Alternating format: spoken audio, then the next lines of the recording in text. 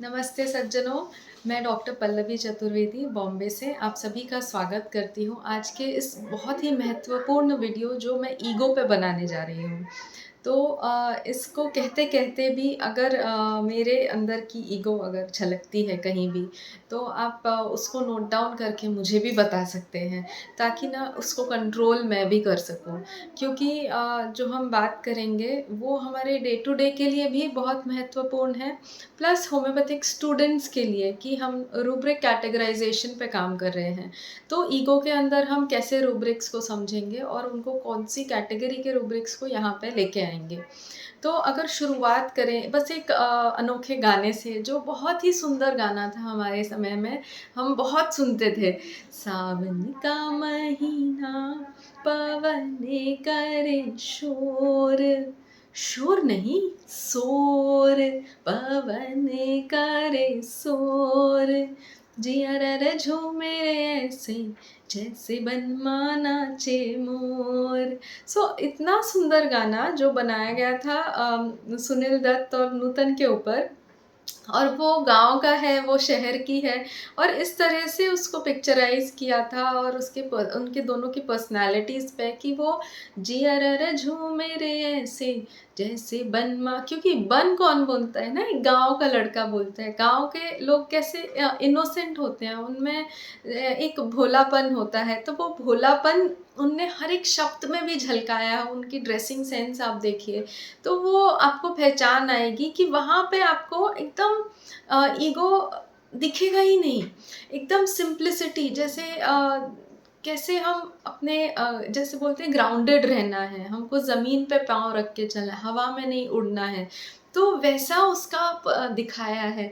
और वो नूतन शहर की है, तो वो थोड़ी-सी मॉडर्न दिखाई है और वो शोर बोलती है। तो वो अपने आप को कैसे उसमें करेक्ट करने के लिए, और फिर वो अपनी गलती को मानती भी है। तो वहाँ ना आप देखेंगे कि अपनी गलती को मानना भी अपने ईगो को कम करना है। तो अगर यहीं से शुरुआत करें कि हम ईगो को कैसे समझें, तो उसकी अगर शुरुआत मैंने एक बात बताना चाहूँगी, क्योंकि इसमें मैंने माताजी निर्मला देवी माताजी के काफ़ी वीडियोज़ सुने हैं, जो ईगो सुपर ईगो के बारे में उन्होंने बहुत सारे लेक्चर्स दिए हैं। और मैं गुप्ता सर का तहे दिल से धन्यवाद करूँगी कि उनने हमको इस डायरेक्शन में उतारा है। तो उनको सुनने के बाद ऐसा लगा यार, सहज योगा, होम्योपैथी जो हमारा धर्म है, वो सब कितना आपस में सामंजस्य जुड़ा हुआ है। और अगर हमको एज़ अ होम्योपैथ प्रोग्रेस करना है, तो इन बातों को समझना बहुत ज़्यादा ज़रूरी है। तो उनने एक एग्ज़ाम्पल दिया था कि जैसे ईगो कहाँ से डेवलप होता है, जैसे माँ अपने बच्चे को दूध पिलाती है, और यही बात मुझे राव सर ने भी समझाई थी कि ट्रस्ट कहाँ पे ब्रेक होता है, मिसट्रस्ट कहाँ से बनता है। तो जैसे माँ अपने बच्चे को दूध पिला रही है और वो बच्चा छोड़ ही नहीं रहा है, छोड़ ही नहीं रहा है, तो उसने ज़ोर से बोला हट यहाँ से। तो वो एकदम से सहम गया, और वहाँ से शुरुआत हुई ईगो बनने की कि मुझे माँ ने ऐसे क्यों किया, मतलब वो जो दिमाग में फीलिंग आती है, तो वहाँ से ईगो बना। और फिर बोले ऐसे कोई करता है क्या, फिर वहाँ से वो टर्न हो गया सुपर ईगो में। उसको लगा नहीं, ये मैंने कुछ गलत किया है, वहाँ से गिल्ट डेवलप होता है। तो आप देखिए, ये साथ में डेवलप होते हैं और साथ में चलते हैं, और तालमेल होना, आपस में सामंजस्य होना, ये बैलेंस की पहचान है, ये हेल्थ की पहचान है।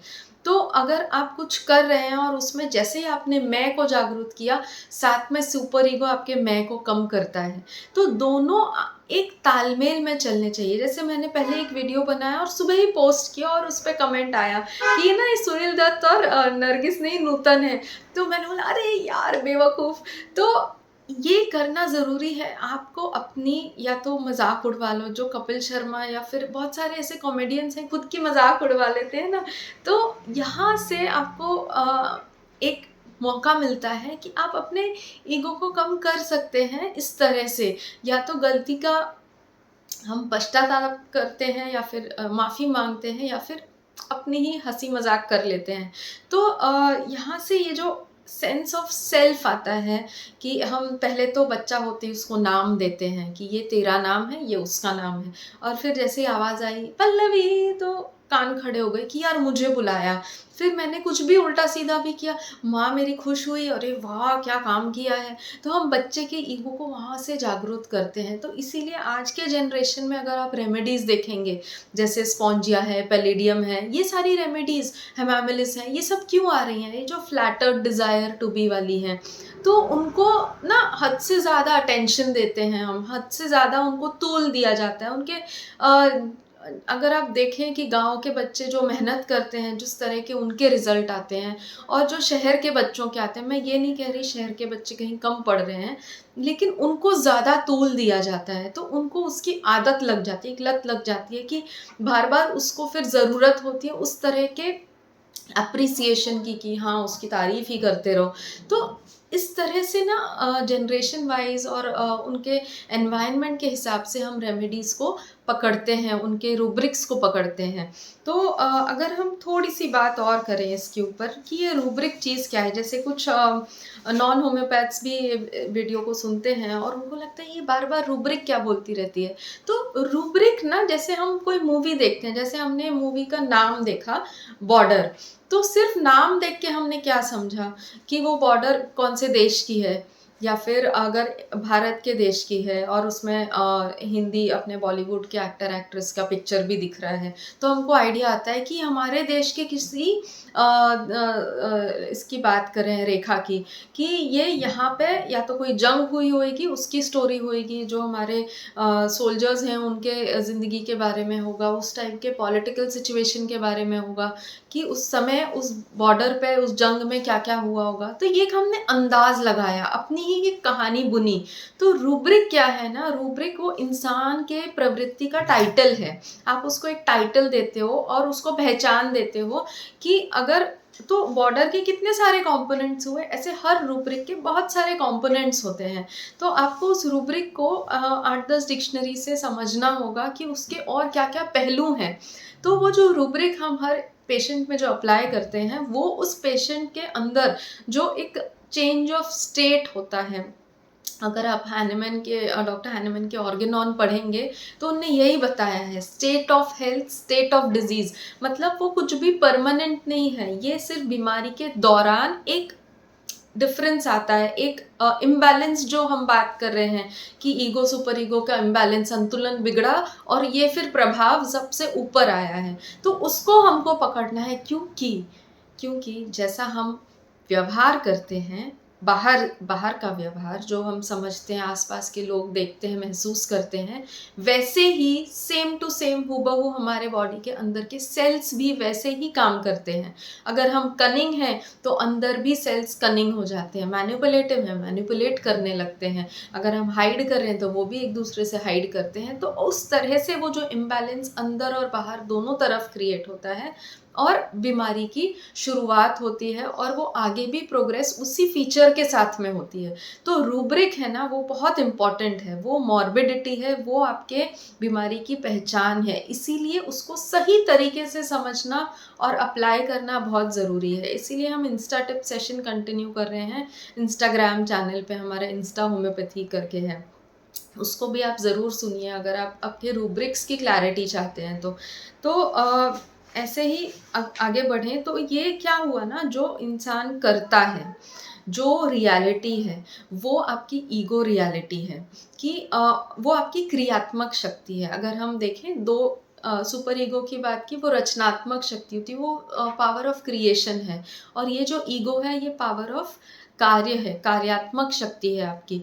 तो अगर आपने कुछ कार्य किया और आपको बहुत ज़्यादा उसमें मिला अप्रिसिएशन, तो आपको लगता है मैं और करूँ, मैं और करूँ। और अगर किसी ने कभी नहीं किया तो आप लोगे मुझे क्यों नहीं किया किसी ने, मुझे मेरी तारीफ़ क्यों नहीं की, और आप उसको अपने आप को रैशनलाइज़ करने में लग जाओगे।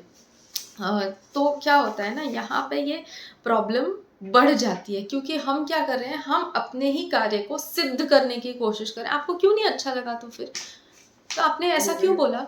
अभी जैसे वो कमेंट पास किया किसी ने, कुछ भी नेगेटिव कमेंट पास किया और मैं उसमें आर्ग्यू करने लग जाऊँ, कि मैं क्या कर रही हूँ ना, मैं अपने आप को रैशनलाइज़ कर रही हूँ कि नहीं, नहीं ऐसे नहीं, ऐसे था इसीलिए मैंने ये किया, और वो आर्ग्यूमेंट में वो जो ईगो है, वो सेंस ऑफ ईगो इन्फ्लेट होती जाती है, वो बढ़ती जाती है। तो वो जितना बढ़ेगा वो उतना आपको आपके आसपास वालों से डिस्कनेक्ट करेगा, डिसोसिएट करेगा, आपके संबंध टूटेंगे, आप लोगों से अलग होने लगोगे। तो इसीलिए ये जो रैशनलाइजेशन, हमारी क्रिया को तार्किक आधार पर हम उचित बताते हैं कि ये उचित था, ये होना चाहिए था, ये ऐसे ही है, आप नहीं समझ पा रहे हो, मैं तो सही बता रही हूँ। तो यहाँ पे ये जो इंसान जो भी कुछ करता है, ये जो रियलिटी है, राव सर ने हमको बताया था कि ईगो जो है ना, वो सर्वाइवल इंस्टिंक्ट है। उस समय पे उस इंसान को लगता है करो या मरो, मतलब मुझे अब आज अभी यही करना है या फिर नहीं करना है। अगर मुझे करना है तो इस तरह से करना है, या फिर जो सिचुएशन में उसको डाल दिया, सपोज अभी तूफान आ गया और इंसान को जो करना पड़ा उस तूफान में, वो उसका ईगो है जो उसको बचाता भी है। उसको एक डिफेंस मैकेनिज्म हम बोलते हैं अपना, कि अपने आप को डिफेंड करना, मेरे घर, मेरे बच्चे, मेरा ये, मेरा वो, मैंने फटाफट उसको इकट्ठा किया और मैं भागा। तो ये जो भी आप रियलिटी में कर रहे हो, ये आपका ईगो है, और इसमें सारे रूब्रिक्स आ जाएंगे। अगर आप देखें, ईगो, सुपर ईगो कुछ भी अलग नहीं है, ये सब आपकी ही पहचान है। और अगर आप उसको समझने के लिए अगर कैटेगराइज करें, तो ईगो में आप जो भी कुछ कर सकते हो, वो डर से जुड़ा हुआ है, घबराहट से जुड़ा हुआ है, वो आपके गुस्सा है, आपकी चिड़चिड़ापन है, आपका दुख है, आपका गम है, आपका रोना है, सब कुछ इसी ईगो के अंदर एक समान आ जाएगा। तो क्या होता है, हम जितना अपने आप को उचित करने की कोशिश करते हैं, हमारी जो प्रतिक्रिया होती है किसी भी सिचुएशन को लेके, मतलब जो रिएक्शन आता है, वो सब हमारे ईगो से आता है। फिर क्या होता है, फिर हम अपनी पहचान ईगो से जोड़ लेते हैं कि ये जो है ये मेरा है, मेरे चैनल में कोई कुछ नहीं उल्टा सीधा होना चाहिए। तो जैसे कि ये मेरी जगह है और मेरी कुर्सी पे कोई नहीं, तो ऐसा नहीं। सर जो हमारे थे, वो उनकी जो कुर्सी होती थी ना, उस पे हर एक स्टूडेंट को बैठने के लिए कहते थे, बोलते थे ये सिर्फ मेरी नहीं, ये तुम्हारी भी है। अगर तुम बैठोगे तो तुम भी ग्राउंडेड हो जाओगे, या फिर तुम मुझसे ज़्यादा अच्छे से जुड़ जाओगे। तो ये जो जुड़ाव है ना, ये ईगो को कम करने की पहचान है।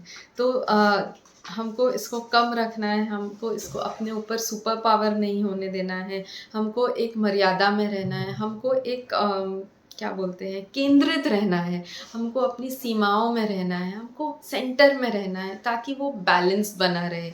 समझ रहे हैं आप? तो इसीलिए आप इसी तरह से हम सब जुड़े रहें, और आशा करती हूँ कि आपको ये महत्वपूर्ण लगे, और आपके कमेंट, लाइक्स ज़रूर दीजिए, और इस वीडियो को शेयर करिए, सब्सक्राइब करिए चैनल को, और इसी तरह हम आगे और बढ़ेंगे। Thank you so much.